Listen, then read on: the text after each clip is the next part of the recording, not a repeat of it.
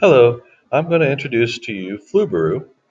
Flubaroo is an add-on that you can use when you create quizzes in Google Forms that will allow you to grade questions that are short answer or paragraph or other types of questions that the Google quizzes won't automatically record or grade for you.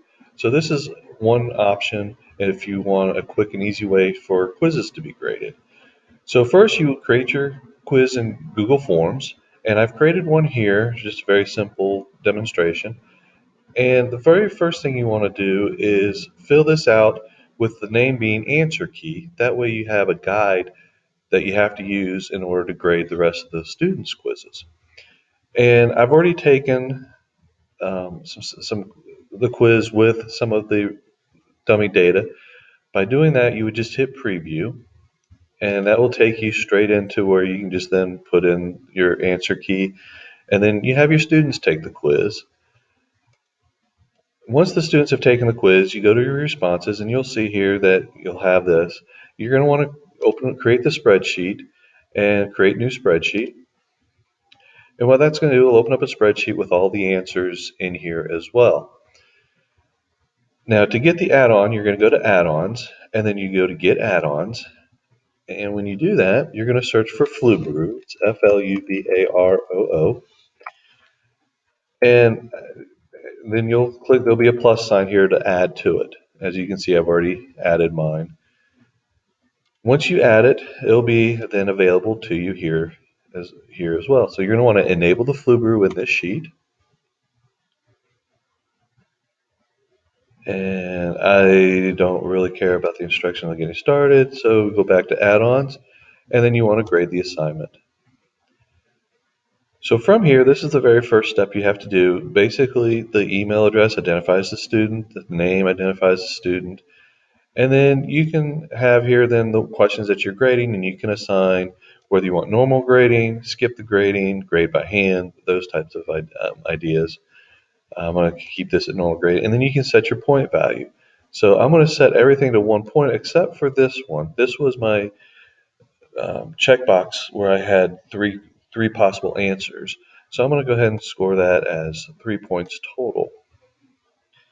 Then you hit continue, and it'll take you to the next step. And now this is where you want to. It's asking you what do you want to use as your answer key, and that's why I suggest you name the first thing answer key because it's easy to identify. And then you hit continue. And then it grades the assignment, and it just takes a minute or two to complete. And then you can close that screen out, and then this is the results that you get. What's really nice is it over here gives you the summary, gives you the points possible, the average points from the class, and counted submissions, number of low scoring questions. And it collects their data, and then it gives them a percent with the total number of points. Now, there's a few things you may want to change, and it creates just a separate sheet here from the students' submissions. So if we look at this first question, who was the first president of the United States? As you can see, I answered it as a student, both as a lowercase w and a capital W. It graded both of them the same because it is case insensitive. If you want case sensitive, then you have to put a percent CS there. And you would do that in your answer key right here. You type in the percent CS, and then that means they have to have it capitalized. But if you don't care about it being capitalized, then you just take that out. Now, as you can see, this was spelled wrong. So if for whatever reason, maybe you see a lot of people missing the H, you can easily just go over to the grades and give that student then 1 point. And that will then modify their grade. So if you don't really care about the spelling, you maybe just thought, oh, maybe they forgot the H by accident, that type of thing. The other key is on the checkboxes. As you can see in the grades, the only person, if you look at the submissions, some of the students did have arithmetic and writing, or they didn't have any of them, or they maybe had one or two rather than all three. Flubaroo will grade even incorrect answers, so that's why you see some zeros here. So if you want to change that and say, okay, I don't want to ding them for getting incorrect answers. So what you'll do is you'll put a percent CB and then a zero there. That way it will not count off anything for any incorrect answers. And then once you do that, then you go back over here to add-ons to Flubaroo and regrade the assignment. And you say yes. And it'll step you through the same process as before. Nothing really has changed because the only thing we ended up changing was that percent CB.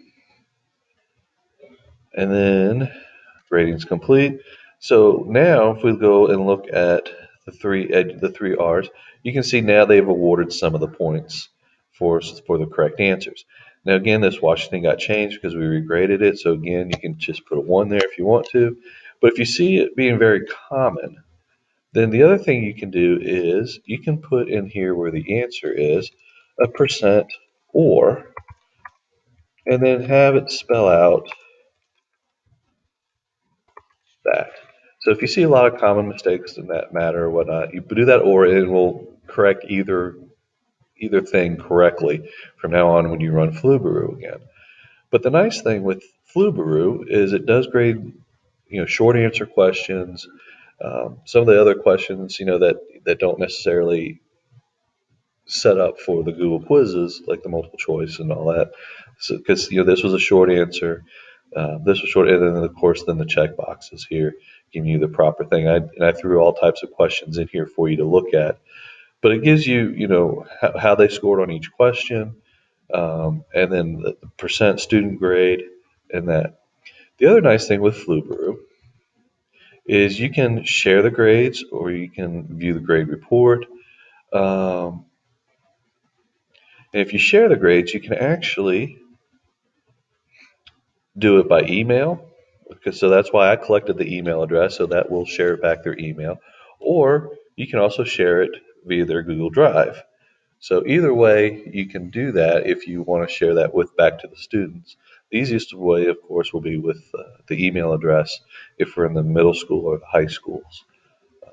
So again, that's that particular thing with the Flubaroo.